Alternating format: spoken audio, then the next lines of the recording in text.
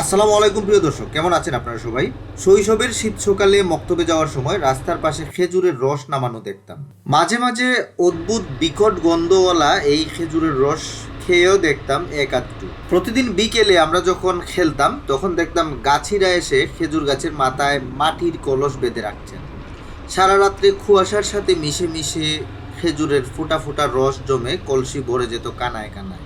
ছোটবেলায় যে খেজুরের রস খেতে তেমন একটা ভালো লাগতো না, আজকে সেই শৈশবের স্মৃতিকেই খোঁজার জন্য সিলেট নগরী থেকে রওনা দিলাম সুনামগঞ্জ রোড ধরে খেজুরের রসের সন্ধানে। ঘন কুয়াশা পড়ছে আজকে, একদম সকালটা একদম ঘন কুয়াশায় ঢাকা। একদম সব শীতের কাপড়, হেলমেটস থেকে শুরু করে গ্লাভস সব কাপড় চোপড় লাগাইয়েও শীতে আমি ভেতর থেকে কাঁপতেছি। হ্যাঁ, এই শীতের মধ্যে যাচ্ছি খেজুরের রসের সন্ধানে। এখন বাজে সকাল 6:30। আমি বাগানের খুবই কাছাকাছি চলে এসেছি। বাগানের নামটা বড্ড অদ্ভুত, আপনি যখন শুনবেন নামটা আমি সরাসরি আমার গোপ্রোতে ভয়েস ওভারে রেকর্ড করেছি। সুনামগঞ্জ রোড থেকে হাতের ডাইনে ঢুকতে হবে। এই রাস্তা যেতে হলে দারুল আইতাম হালিমাতুল সাদিয়া রহমতুল্লাহ আলাইহি এতিমখানা। দারুল আইতাম, হ্যাঁ, নাম অনেক সুন্দর। হ্যাঁ, জাঙ্গালিয়া টুকের বাজার, এইটা হচ্ছে এই যে মাদ্রাসার লোকেশন। খাওয়ার লাগেও বলতো না, খাওয়ার লাগেও বলতো না।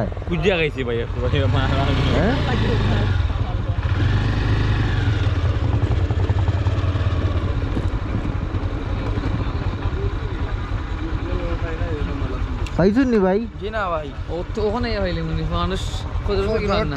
ওলা অবস্থা। হ্যাঁ, এমনি দিন আইলে ভাই রাইজগুলোর টিকেট হল দিয়েছে। ও ফ্রাইডে বুঝছি।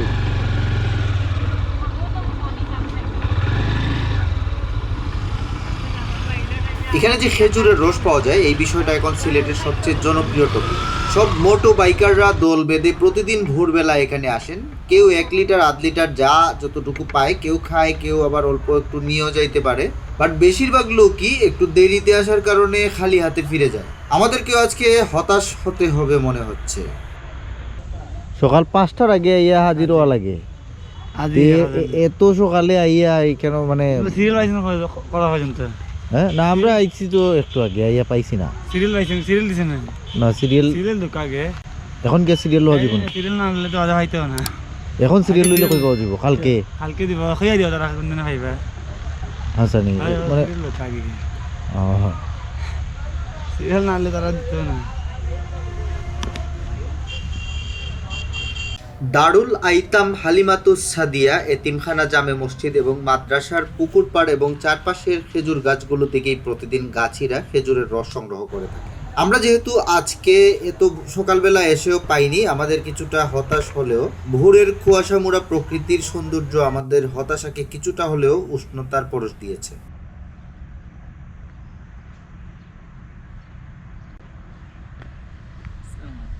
ওয়ালাইকুম আসসালাম, কি নাম তোমার?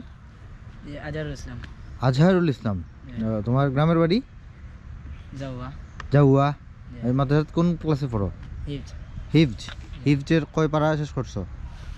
1.5 আচ্ছা আচ্ছা। তো এখানে কতদিন থেকে পড়ায় তুমি? 5 মাস। আচ্ছা, তো কতদিন লাগবো তোমার পুরা হাফেজি কমপ্লিট করতে? 2 বছর। আচ্ছা, তো এখান থেকে বাড়িতে যাও কতদিন পরে পরে? 1 মাস পরে পরে। প্রতি মাসের কয়দিন গিয়া থাকো বাড়িতে? বাড়িতে কে কে আছেন তোমার? সবাই আছেন, হ্যাঁ? আচ্ছা, ঠিক আছে, থ্যাংক ইউ। পৌষের সকালে কুয়াশার সাথে সাথে পশ্চিম এবং দক্ষিণের হাওর থেকে ভেসে আসছে হিম শীতল বাতাস। হাড়ে কাঁপন দৌড়ানো বাতাসে পুকুরের পাড় ধরে হাঁটতে হাঁটতে ভাবছিলাম সব জায়গাতেই কপাল খারাপ, এখানেও এসে কপাল খারাপ। যাই হোক, ফিরেই যাই, তবে কি আর করার আছে। ফিরে আসার পথে পুকুরের পাড়ে একটা ছেলে খেজুরের রসের ফোঁটা হাতের তালুতে ধরার চেষ্টা করছে। ভারী মজার দৃশ্য। হ্যাঁ, এটা আমাদেরকে পেছনে আমাদের ছোটবেলার শৈশবে ফিরিয়ে নিয়ে যায়। এই একটা ছোট্ট দৃশ্য আমাদেরকে ছোটবেলায় ফিরিয়ে নিয়ে যায়। আমি ভিডিও রেকর্ডিং করছিলাম দেখে ইনোসেন্ট চেহারার কিউট ছেলেটা হেসে ফেললো।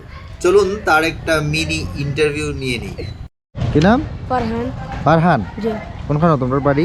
ফাইকারগাঁও। হ্যাঁ, ফাইকারগাঁও। পাইকারগাঁও। জি। এখানে কেতাত পড়ায়? হিফজুরে। কয় পারা শেষ করছো? সাইডার। শেষ পারা শেষ করছো তুমি? ওরে বাপ, কতদিন হয়েছে ভর্তি হয়েছো? ওই যে 1.5 বছর হয়েছে। 1.5 বছর? হ্যাঁ, নাজরা পড়ছে আর না যেটা 1 বছর পড়ছে। তো তোমরা বাড়ি এখান থেকে কত দূর? বেশি না 10 টাকা ভাড়া লাগে আর যাওয়া লাগে কাটিয়ে হতো। তো বাড়ি থেকে ইয়ে পড়ো না, ইনো থাকো? থাকি। ইনো থাকো। তো তোমরা কয় ভাই বোন? আমি একলা, তোমার 3 বোন। তোমরা মানে 3 বোন 1 ভাই? তোমার আব্বু কই? সৌদি। সৌদি আরব। আর বাড়ির বাকি সবাই বাড়িতে থাকুন? আমার চাচা যখন বিদেশ। আর বাড়িতে আর কে কে আছেন তোমার? আমার চাচা আছে। চাচা তারা আছে। ঠিক আছে। তো এটা শেষ হইতে, হাফেজি শেষ হইতে কতদিন লাগবে? 2-3 বছর লাগবে। 2-3 বছর লাগবে না? তো খেজুরেরও খাইতে পারেনি কেন থাকলে? সকালে কয়টার সময় ওটা লাগে ঘুম থেকে? 4টার সময় ওঠা, আমরা 5টার সময় ওঠা লাগে অনেক। 5টার সময় উঠতে ফরাত বই। হাফেজি পড়াত বউ। এরপরে এরপরে নামাজ পড়িয়া ফরাত বই বাদে 9টার সময় ঘুমাই আমরা। ফজরের নামাজ পড়িয়া এরপরে আবার পড়াত বউ। এরপরে খানে ছুটি দিন কয়টার সময়? 7:30টার সময়। খানির ছুটি দেওয়ার পরে কিতা করো? মানে ইনোই খাওয়া দাওয়া হয়নি? জি। নাস্তা কিতা নাস্তা খাওয়াতে? যে ডাইল আর খিচুড়ি। খিচুড়ি আর ডাইল। আর দুপুরে? দুপুরে মাংস বা মাছ বা গরু মাংস আর ভাত হয় আর ডাইল। তো বাড়িতে যাও না? যাই বাড়িতে আমরা। কতদিন পরে পরে যাও? 1 সপ্তাহ 2 সপ্তাহ ওলা। 1 সপ্তাহ 2 সপ্তাহ পরে পরে বাড়ি যাও? 1 মাস পরে যায়, 2 মাস পরে ওলা। যারা বাড়ি দূর হয়ে যায় দেরি করি। গিয়া কয়দিন থাকতে? বাড়িতে গিয়ে থাকো নি 2 দিন? 2 দিন থাকি। বৃহস্পতিবারে গেলে শনিবারে বাড়িতে। বৃহস্পতিবারে গেলে শুক্রবার থেকে শনিবারে কয়টার সময় আওয়া লাগে? 9টার সময় আওয়া লাগে। মানে সকাল 9টার মধ্যে আওয়া লাগে? 8টার সময় আওয়া লাগে। 8টার সময় হাজিরা দেওয়া লাগে? জি। 11টার সময় আমরা হিফজাকে এনো আওয়া লাগে 8টার সময় নাজরাত। আর হিফজ হইলে 11টার আগে হইতে লাগবে। আচ্ছা, ঠিক আছে ঠিক আছে। এর মধ্যে কি দাবা? কি নাম তোমার? আব্দুল ওয়াদুদ। আব্দুল ওয়াদুদ, খুব সুন্দর নাম। আর তোমার? ফাহাদ হাসান ফারহান। ফাহাদ হাসান ফারহান। তোমরা দুজন বন্ধু? জি, আমরা দুই বন্ধু। তোমরা শীতের মধ্যে শীতের কাপড় করলে রাখছো কেন? আমরা বড় ভাই রসলাম করতাম খুব কষ্ট করেন। আচ্ছা সবাই খুব কষ্ট যন্ত্রণা করেন, সহ্য করেন। কেন যন্ত্রণা কেন সহ্য করতেছে? তো যন্ত্রণা মনে করেন ভাই লাইফটা তো শরীরে রস চলে যায় কিছু। তাই নাকি? এখান থেকে চুরের রস নেওয়া যায়? কিভাবে চুর উঠে গাছে গাছে উঠে? ভাই পাহাড়া থাকলো লয়ে যায়। গতকালের আগেরকার 10টা চুরিছে। 10 গাছ রস। হ্যাঁ 10 গাছ রস চুরি করে লেগেছে। কালকে রাতে মনে করেন গাছে উঠে কিভাবে? চুর উঠে দেখা যায় না? দেখা যায় না। খোয়ার মধ্যে মনে করেন কি ফরে ধরে ফরা দিল মনে করেন লয়ে থাকি। তোমার কি নাম? ওয়ালাইকুম আসসালাম। কি নাম? হাফেজ আলমগীর হোসেন। হাফেজ আলমগীর হোসেন। হাফেজ হয়ে গেছো তুমি? কয় পারা বাকি আছে? 10 পারা কমপ্লিট রয়েছে। 10 মানে 20 পারা কমপ্লিট? আচ্ছা, খুব ভালো। ঠিক আছে। আমি তাহিরের কাটি ভক্ত। হ্যাঁ,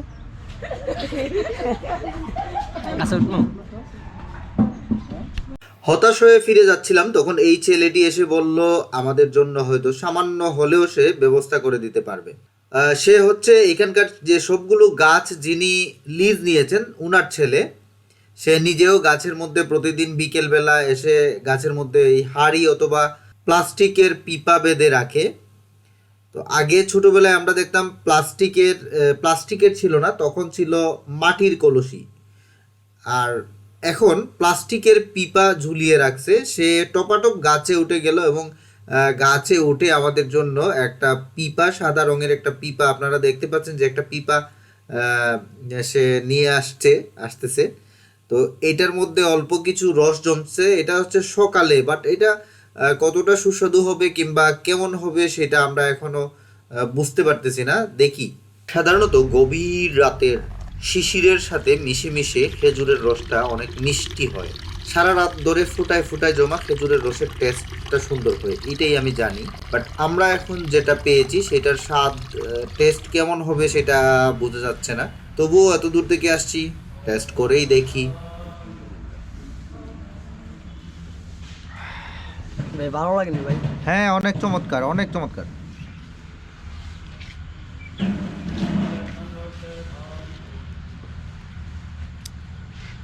খেজুরের রসের একটা একটা গ্রান আছে, একটা আঠালো আঠালো এক ধরনের গ্রান আছে, ওই গ্রানটা পাওয়া যাচ্ছে। এবং আরও সকালবেলা যেটা হয় সেটা মনে হয় বেশি ভালো হয়, আমরা দেরি করে ফেলছি এই জন্য, বাট তারপরেও অনেক টেস্টি, ডিফারেন্ট একটা মানে একটা বুঝাইতে পারতেছি না, এই টেস্টটা আপনি খাওয়ার পরেই বুঝতে পারবেন, একটা রিফ্রেশিং ব্যাপার আছে এবং এটাতে এক ধরনের মাদকতা আছে এইটার মধ্যে, ঠিক আছে।